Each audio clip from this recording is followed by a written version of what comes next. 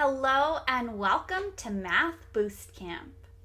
Episode 4, Setting Up Your Math Framework.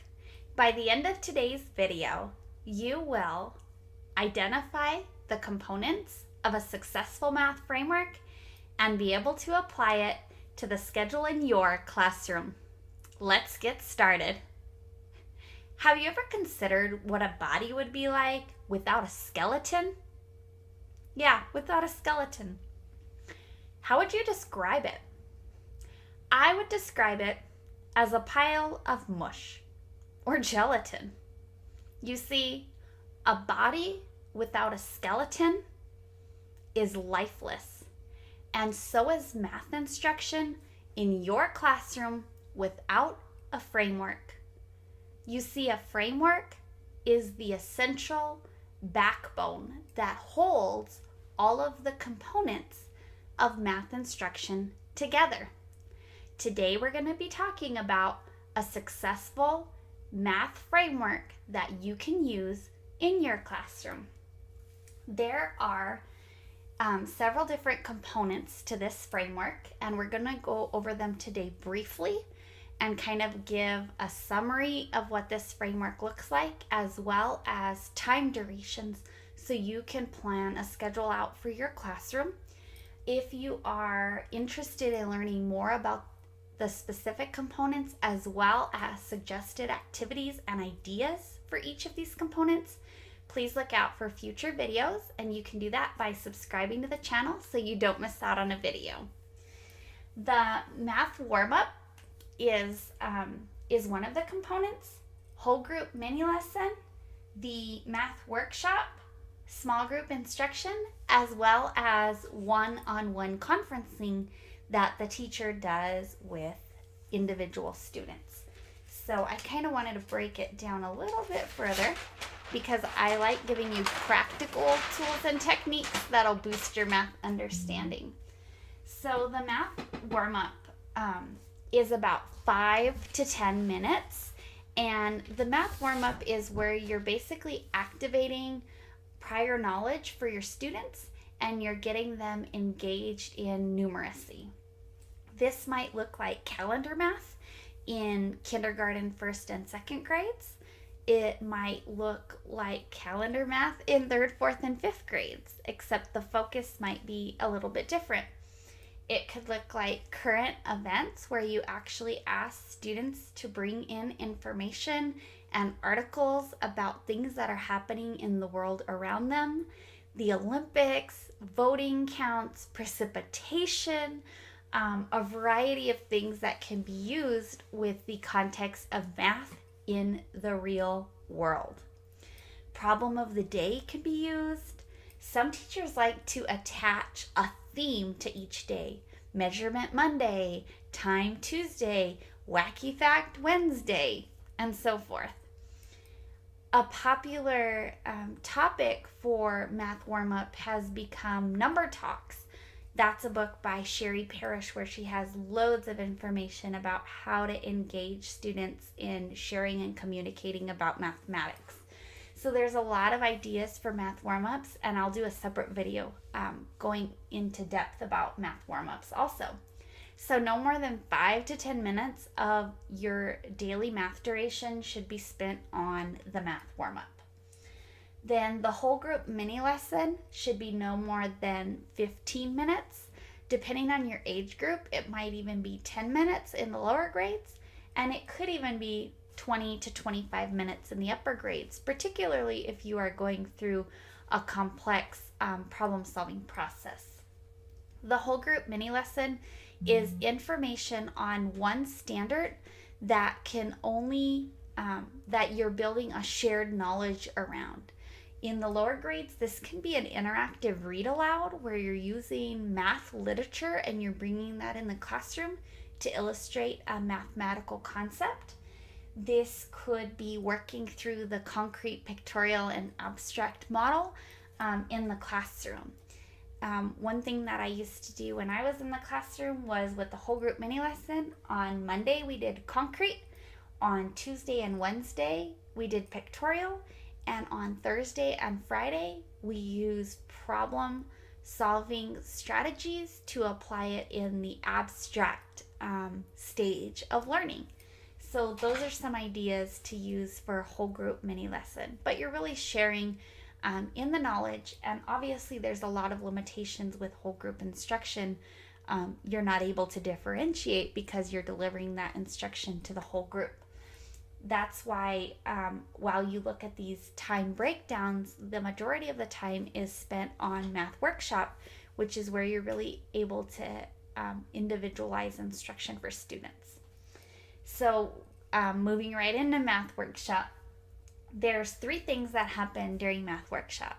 The first thing is that the whole class is independently working on tasks, centers, or stations, depending on what you call them.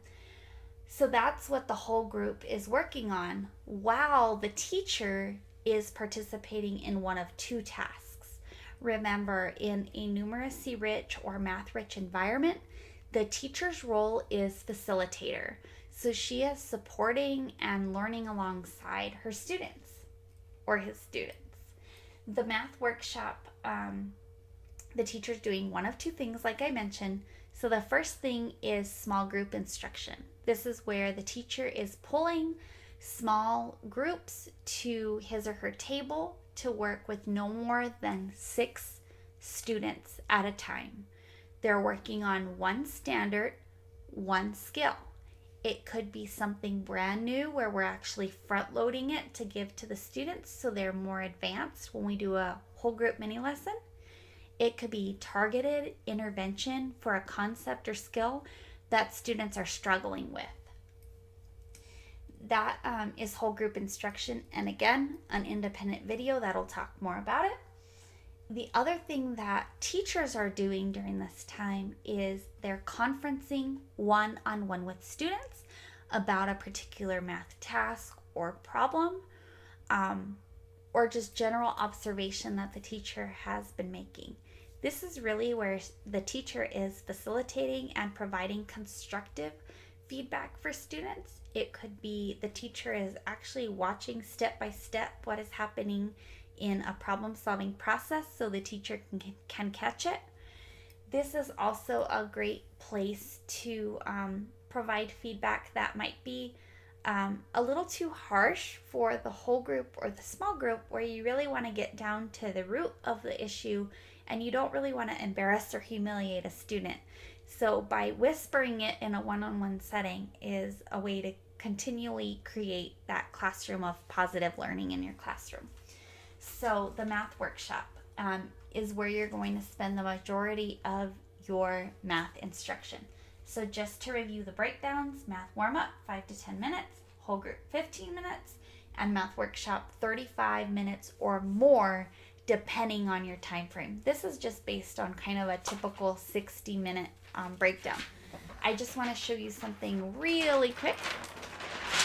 And this is kind of an idea, for the small group instruction of where to spend your time. So I have 2 different models here, 2 different samples of timing durations. So the top is one sample and the bottom is a second way of doing this. So when you're grouping your students, they're in flexible groups, meaning they can change at a moment's notice based on an observation or an assessment. So just because I have a student in group number 1 right now doesn't mean that they're always going to be in group number 1. So I just want you to keep that in mind, that they're flexible groupings, but they should be homogeneous, where it is based on one single targeted skill where all of the students in the group can benefit from that skill. So this is a sample of what small group instruction might look like in a week. I usually put my most needy kids, the students that have the biggest academic gaps, in group 1. And so in this model, group 1 actually meets with the teacher 3 times during the week. Group 2 also meets with the teacher 3 times in a week. So those 2 groups should have your most neediest students that need the most targeted interventions. And then group 3 would meet 2 times, as well as group 4. I think this really creates a nice balanced schedule So my preference is the top. However, I've had years where I really need to make academic gains with students. So I need to meet with the students that need the most intervention every single day in order to get them to where they need to be.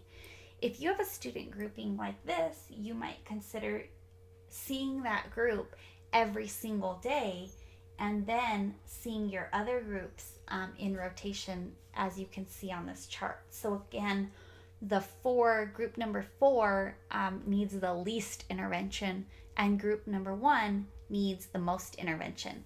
I hope this gives you a visual as how you can use these groupings in a successful way in your classroom.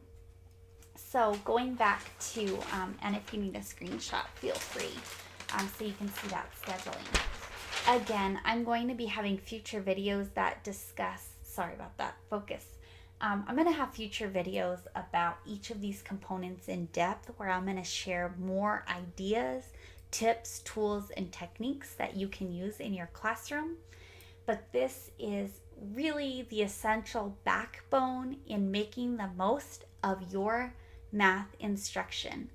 Think about what component you are the strongest in, that you know you do not need help and support in, and what component you feel the weakest in. And I'd like to challenge you today to look into that component. Do some research, look at some blog posts, ask some questions, and email me so I can help you have a strong backbone for this coming school year. If you enjoyed this video, make sure you subscribe so you don't miss future videos. I'll catch you later. See you soon.